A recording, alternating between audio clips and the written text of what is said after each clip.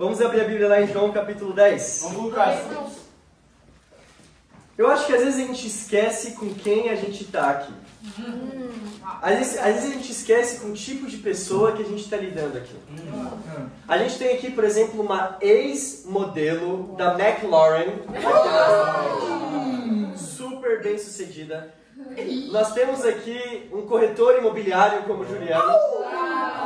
Que sim, como ele compartilhou, ele passou por dificuldades, mas hoje ele trabalha numa das maiores corretoras imobiliárias de Portugal. Nós temos aqui a Ana Tria.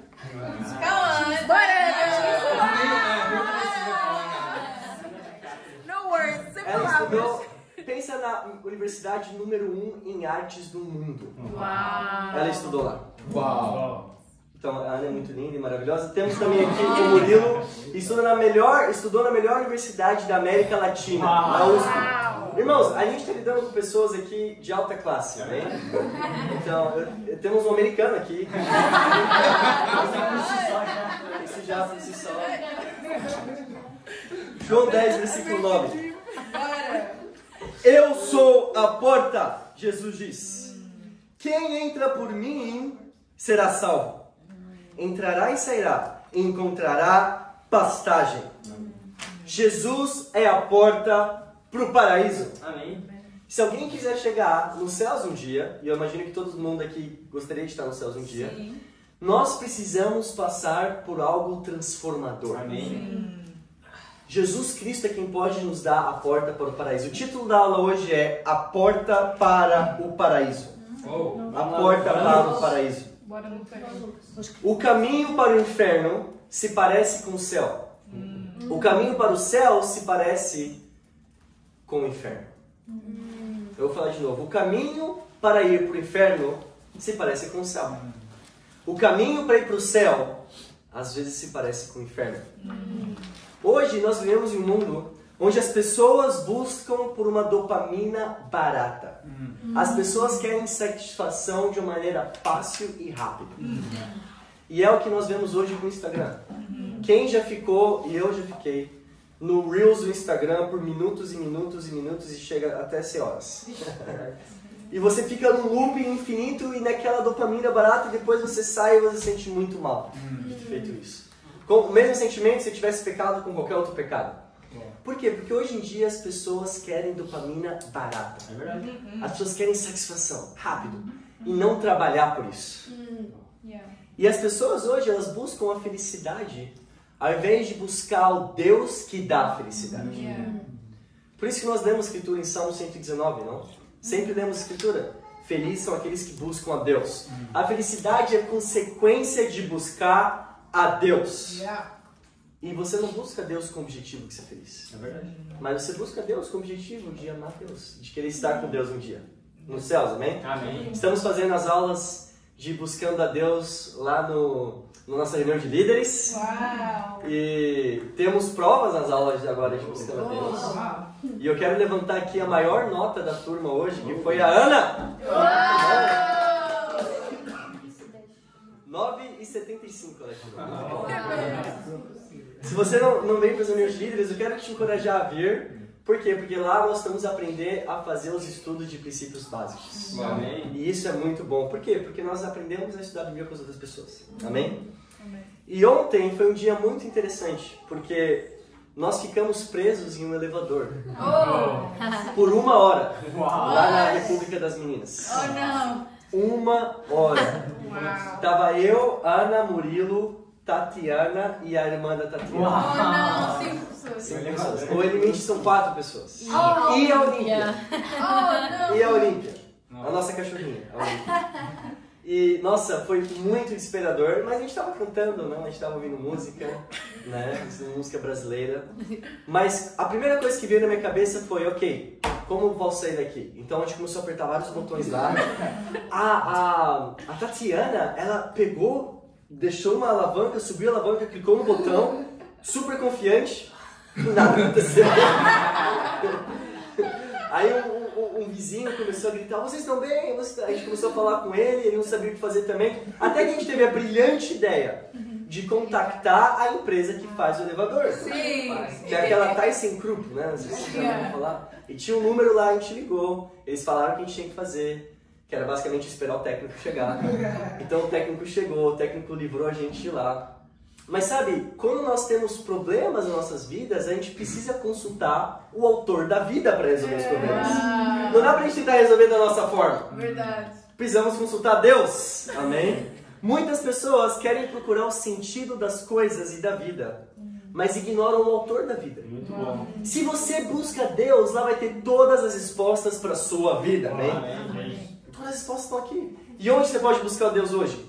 Na palavra dele. A Bíblia é a palavra desse Deus, amém? As pessoas, elas querem trocar o Criador pelas criações. É verdade. A gente não adora as criações. A gente adora o Criador das criações, amém? O Deus Todo-Poderoso. Olha lá em Atos capítulo 3. Vamos lá, Lucas. Muito bom, irmão. Estamos estudando o livro de Atos e hoje vamos ver o capítulo 3. Bora. Atos capítulo 3, Ensina, irmão. versículo 1. Certo dia, Pedro e João estavam subindo ao templo na hora da oração, às 3 horas da tarde. Os judeus naquela época, eles tinham 3 orações que eles faziam no dia. Uma às 9 da manhã, outra meio-dia e outra 3 da tarde. Só que a oração das 3 da tarde era uma oração muito especial. Porque era a oração na qual eles sacrificavam também os animais. Então, nesse momento que estava aqui, tinha muita gente com muitos animais perto. E é nesse exato momento que Pedro e João decidem compartilhar a fé. Né? Eles estão lá compartilhando a fé. Por quê? Porque a gente quer compartilhar a fé com muitas pessoas. Não a gente vai alcançar muitas pessoas. E por que 3 horas da tarde? Jesus, ele morreu, como diz em Lucas, às 3 horas da tarde. Os judeus sacrificavam os animais às 3 horas da tarde antigamente, porque os animais davam perdão aos pecados deles. Mas Jesus Cristo morreu às 3 horas da tarde. E Jesus Cristo é quem pode nos dar o perdão dos pecados hoje, amém? Não precisamos mais sacrificar Olímpia ou qualquer outra coisa. Já tivemos um sacrifício, que é Jesus Cristo, amém?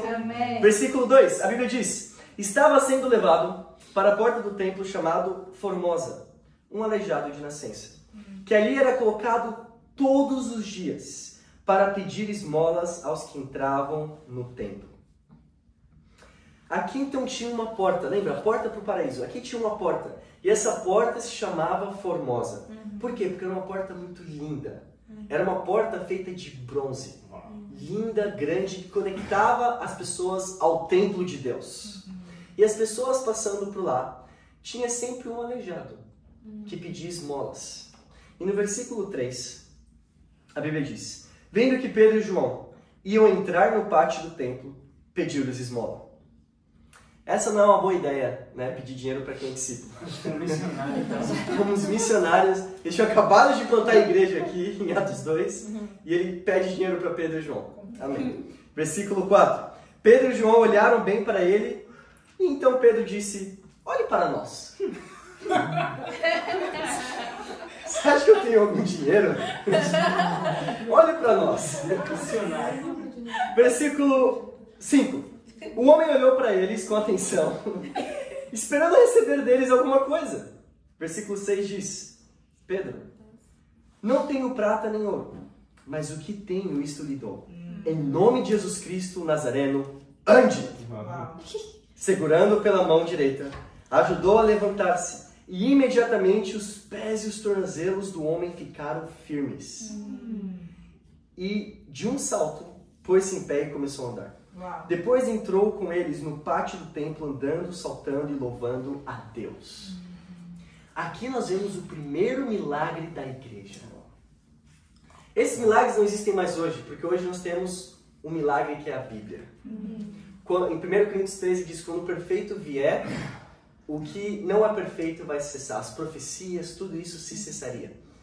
Então, mas naquela época, os milagres, eles eram uma forma das pessoas reconhecerem o poder de Deus. E o poder de Deus não era um poder que era, de certa forma, longo, demorava para acontecer. O poder de Deus era algo radical e forte. De um só. Imagina você aleijado a sua vida inteira e um pulo você dá, você está todo firme no chão. Era isso que aconteceu aqui com o aleijado. Os milagres de Deus eram milagres fortes, radicais que aconteciam com as pessoas. E no versículo 9 diz: quando todo o povo viu andando e louvando a Deus, reconheceu que era ele o mesmo homem que costumava mendigar, sentado à porta do templo que chamava Formosa. Todos ficaram perplexos e muito admirados com o que lhe tinha acontecido. Primeiro ponto: uma igreja de milagres. Uma igreja de milagres. Nós precisamos ser, a igreja aqui de Lisboa, uma igreja que tem milagres. Vamos lá, irmão. Quais são os milagres de hoje em dia? Uns grandes milagres, por exemplo, é o casamento. O casamento é um grande milagre de Deus. É um grande milagre Deus ter cegado a Ana para ter casado comigo. Ter cegado a Carol. Cegado a Tatiele, não, para ter casado com a gente. Olha, a gente não merece ter a esposa que a gente tem. O casamento é um milagre. E uma igreja que tem milagres modernos é uma igreja que tem casamentos. Amém? Amém? Amém? Um outro milagre moderno é, por exemplo, quando tem nascimento de bebês. É um milagre moderno. Ninguém vai nascer, ok?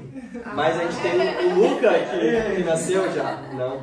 É um milagre da vida. Não. O que é um milagre? O milagre é quando o sobrenatural ele se relaciona com o natural.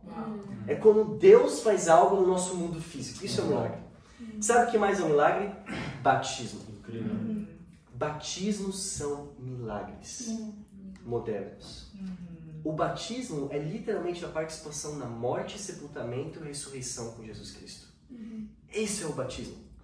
É quando alguém morre espiritualmente. Ou seja, naquele momento do batismo é quando acontece um milagre.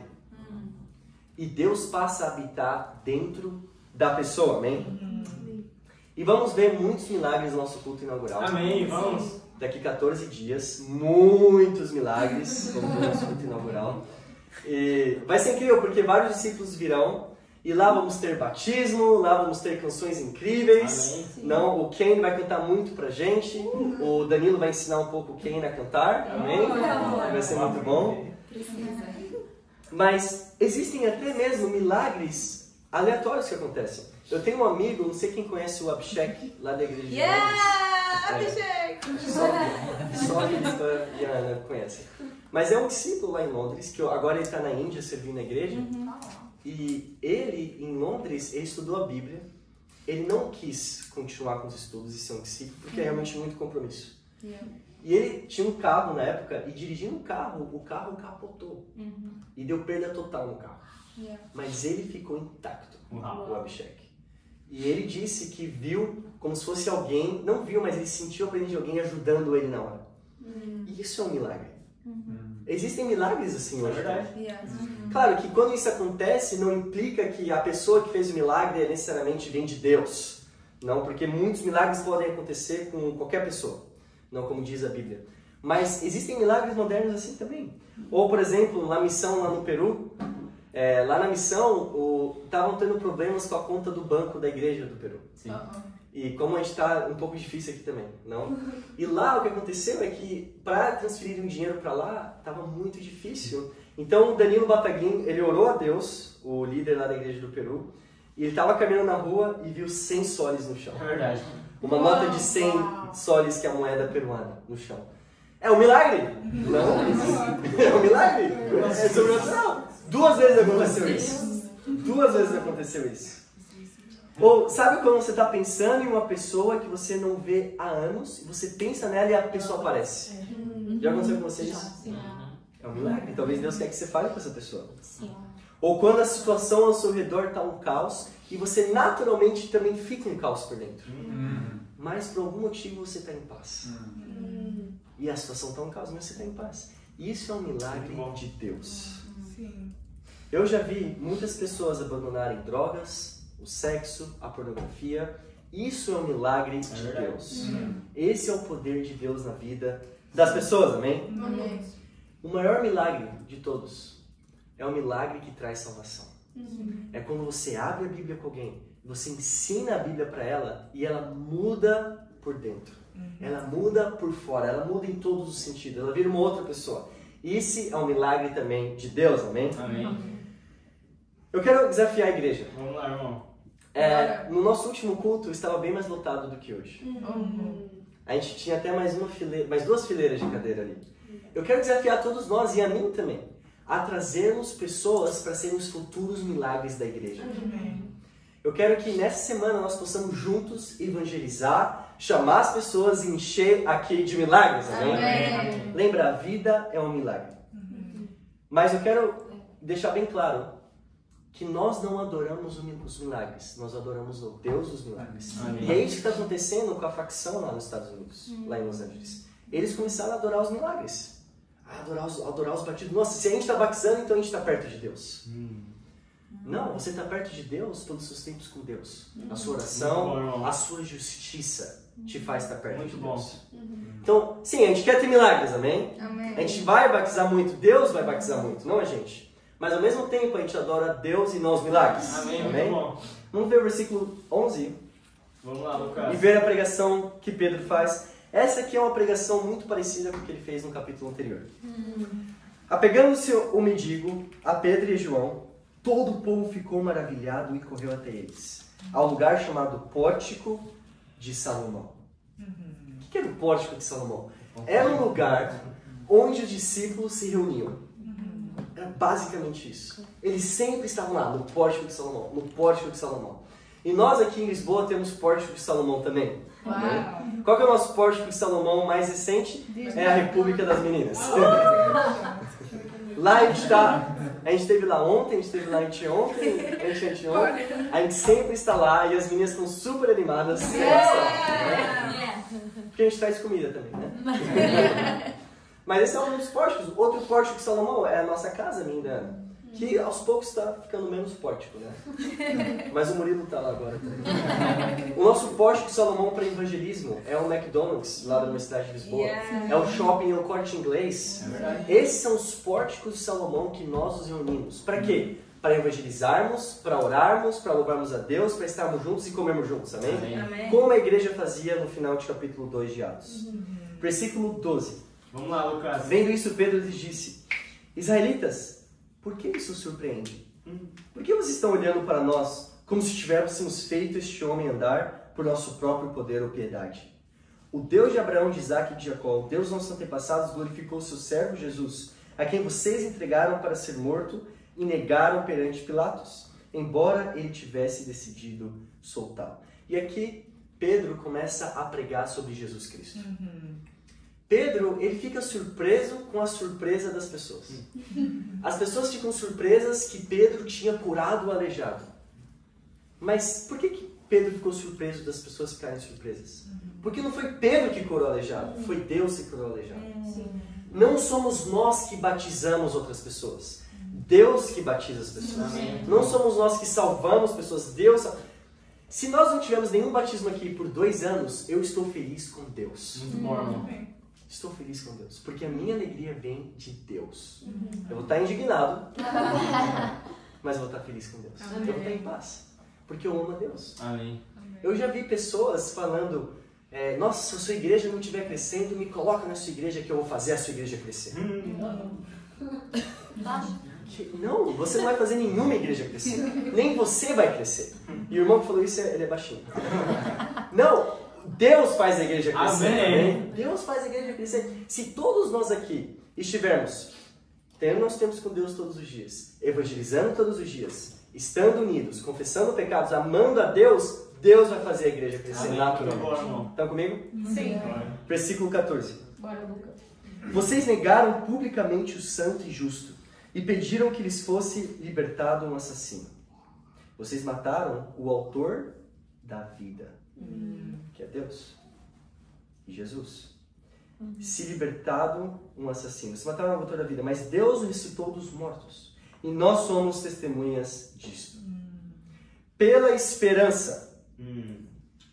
Não. Pela esperança no nome de Jesus. Não é isso que está falando? Não. Vocês estão acompanhando? Sim. O que está falando então? Pela fé. Pela fé, amém? Pela fé no nome de Jesus. Eu estou vendo se você está acompanhando mesmo. O nome curou este homem que vocês veem e conhecem. O nome é um outro nome para a cidade de Jesus, ok? O nome curou este homem. A fé que vem por meio dele lhe deu essa saúde perfeita, como todos podem ver. Agora, irmãos, eu sei que vocês agiram por ignorância, bem como seus líderes. Mas foi assim que Deus cumpriu o que tinha predito por todos os profetas, dizendo que o seu Cristo haveria de sofrer.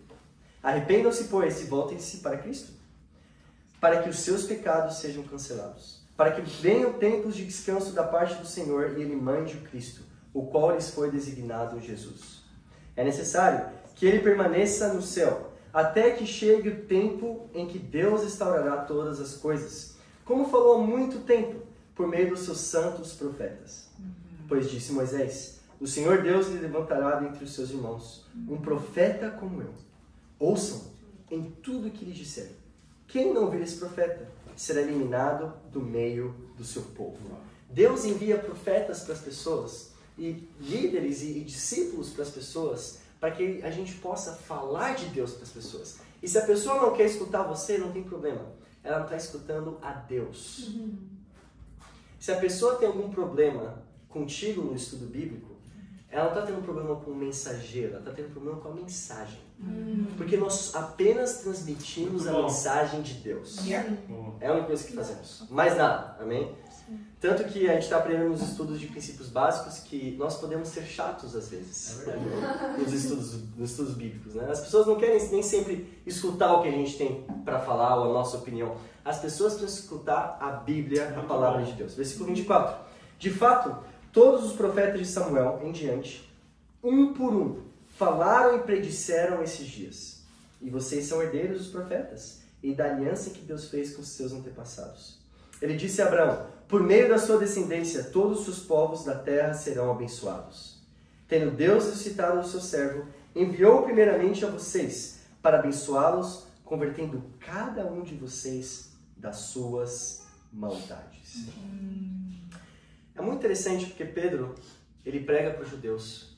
E ele prega de uma maneira diferente que nós pregamos hoje, porque não encontramos muitos judeus por aí. Não. O Murilo, ele é judeu, né? Ele me disse isso recentemente. Não que ele siga a religião judia, mas ele tem ascendência, né, de judeus.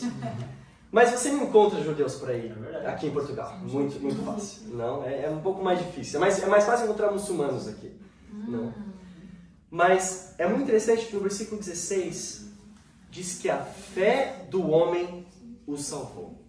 A fé do aleijado. E segundo e último ponto, irmãos. Vamos ver qual que é a fórmula de um milagre. Será que o milagre ele tem uma fórmula que se a gente fizer 1 mais 1 vai dar 2? Vai dar um milagre. Vamos lá, irmão. Imagina que incrível isso. Você faz isso mais isso, um milagre acontece. Um batismo acontece. Qual que é a fórmula do milagre? E isso eu estava conversando hoje de manhã com o Murilo. É fé mais desespero. É isso. Se você tem fé e se você está desesperado, um milagre acontece. O milagre, ele acontece por permissão de Deus. Às vezes você não precisa estar super bem espiritualmente. Eu vejo pessoas que não estão bem espiritualmente e fazem milagres e dão frutos. Por quê? O milagre em si, ele é fé e desespero. Por isso que nós não podemos basear uma igreja no quanto de milagres as pessoas têm. É verdade. Porque você pode estar indo muito mal com Deus, mas se você tem fé e desespero, você faz o milagre acontecer. Mas nós queremos estar muito bem com Deus e ter fé e desespero também. Amém. Por que fé e desespero? O aleijado, a Bíblia diz que ele foi salvo pela fé. Ao mesmo tempo, ele estava numa situação desesperadora. É verdade. Imagina você todos os dias, na porta do templo, ser colocado lá e pedir esmolas para as pessoas. E ele vê Pedro e João e pede para Pedro e João ajuda. Ele estava numa situação desesperada. Quando alguém está desesperado para fazer alguma coisa, essa coisa acontece. Se alguém tem fé e desespero, essa coisa acontece. Eu lembro que eu estava muito desesperado para ser um discípulo. Eu estava muito desesperado. Eu tinha uma vida cheia de pornografia, cheia de masturbação, cheia de festas. Eu bebia muito, eu fumava cigarro, eu saía, eu tinha um vazio dentro de mim que só Deus conseguia preencher. E eu estava numa situação desesperada. Eu tinha meus pais já são discípulos, mas eu nunca gostei da igreja. Eu nunca gostei de ir para a igreja, não gostei de estar com a igreja. Mas na situação que eu estava, eu pensei, nossa, ou eu fico em casa olhando para o teto, fazendo nada, e me sentindo depressivo depois de tudo que eu fiz, ou eu sigo a Deus. Eu sabia onde estava o caminho. E o que me ajudou foi fé e desespero. Muito bom. Eu não era nada espiritual. Nada espiritual. Eu não orava, não estava lendo a Bíblia, mas eu tinha fé que tinha alguma coisa ali. E eu tinha desespero para chegar nessa coisa. Quando alguém tem isso, nós apenas direcionamos a pessoa para Deus. E a pessoa é salva. Muito bom. É isso que acontece. Sim. Quando alguém está a estudar a Bíblia, esse é o momento mais perigoso na vida dessa pessoa. Por quê? Porque é o momento mais perto que a pessoa está de estar com Deus. Por isso que precisamos ter muita fé pelos estudos bíblicos e estarmos desesperados para ajudar as pessoas. Irmos até a casa da pessoa, ajudarmos a pessoa, desanimar, você ajuda a pessoa. Por quê? Porque precisamos ter essa fé e desespero para alguém. Muito bom. A Bíblia diz que o aleijado, o paralítico em Marcos, os amigos dele quebraram o teto e desceram ele até Jesus. Os amigos dele estavam desesperados. E Jesus diz, pela fé dos seus amigos, você foi curado. Você está salvo. Ou seja, a nossa fé e o nosso desespero pelas pessoas é capaz de salvar as pessoas. Quando a gente direciona a pessoa para a Bíblia, com a nossa fé e desespero, a pessoa ela é salva. Muito bom. Por isso que quem está estudando a Bíblia precisa de muita fé. E precisa confiar que Deus está no controle. Quais são algumas dúvidas de quem está estudando a Bíblia? Primeiro, será que eu estou preparado para ser batizado? O que meus amigos vão achar? E se eu não durar como discípulo? Tudo é questão de dúvida, de fé. E se eu voltar a pecar depois do meu batismo e acontecer tudo de novo? São dúvidas, mas quem coloca essas dúvidas nas nossas cabeças? Satanás. Olha lá em Apocalipse capítulo 12. Vamos lá, Lucas. Muito bom. Quando a nossa fé está inabalável e nós estamos desesperados, nem Satanás é capaz de nos abalar. Vamos lá, irmão. Apocalipse 12, versículo 9. Diz, o grande dragão foi lançado fora. Ele é a antiga serpente chamada Diabo ou Satanás, que engana todo mundo. Ele e seus anjos foram lançados à terra. Então ouvi uma forte voz dos céus que dizia, agora veio a salvação, o poder e o reino do nosso Deus, a autoridade do seu Cristo. Era isso que estava acontecendo em Atos 3, Atos 2. Tinha vindo o reino, o poder de Deus. E depois diz o quê? Foi lançado fora o acusador dos nossos irmãos. Satanás, ele é um acusador. Ele faz com que a gente duvide na nossa cabeça e que a gente acuse a nós mesmos. Será que eu consigo fazer? Será que isso é possível? Esse é Satanás. Por isso que precisamos de uma coisa, precisamos ter fé. Bom. Essa é a fórmula para o milagre. Fé e desespero. Hebreus 11, última escritura que Vamos lá, vamos ler. Lucas. Muito bom, irmão. Vamos. Ensina. Hebreus 11, versículo 6. Muito bom, bora. Hebreus 11, 6. Sem fé é impossível agradar a Deus. Pois quem dele se aproxima precisa crer que ele existe e que recompensa aqueles que o buscam. Sabe, irmãos, nós precisamos ter essa segurança em Deus.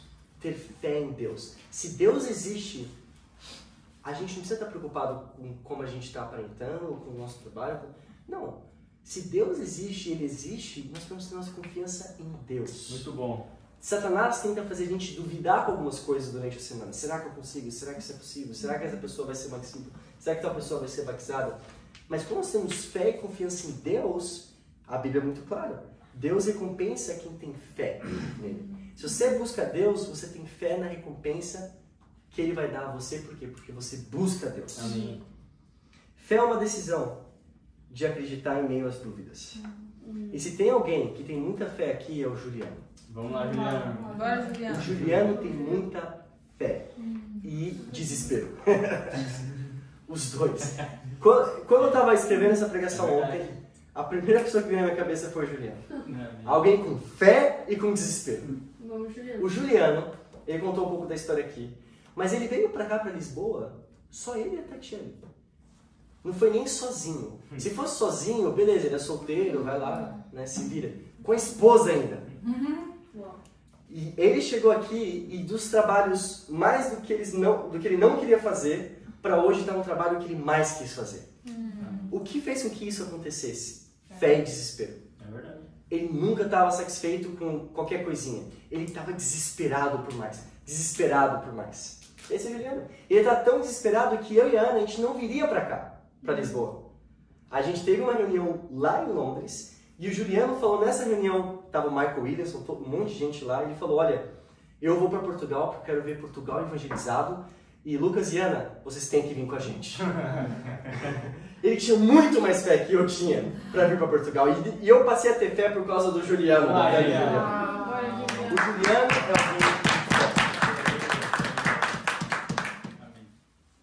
E olha só, no trabalho dele agora, o Juliano tem... eles deram 3 meses para o Juliano, com um salário para ele, até ele conseguir vender uma casa. Imagina você, aqui em Lisboa, conseguir vender uma casa para alguém desconhecido. Isso é algo muito difícil. Se é difícil batizar alguém, vender uma casa. E ele conseguiu vender uma casa para alguém. Por quê? Por fé e desespero. É verdade. Fé e desespero. Eu quero fazer uma pergunta para você. Você tem fé e você está desesperado? Você está desesperado, sedento por batismos? Por ver milagres acontecendo? É esse o desespero que a gente tem que ter. Não colocando nossa confiança colocando nossa confiança em Deus, mas estando desesperado por salvação. Paulo, ele ficou cego. E por estar numa situação de desespero, ele teve fé e foi salvo, amém? O paralítico que eu mencionei, ele estava paralítico. E a situação desesperada que estava acontecendo lá, eles tiveram fé e o paralítico foi salvo. Irmãos, a porta para o paraíso é Jesus Cristo. Muito bom. E como que as pessoas entram no paraíso hoje?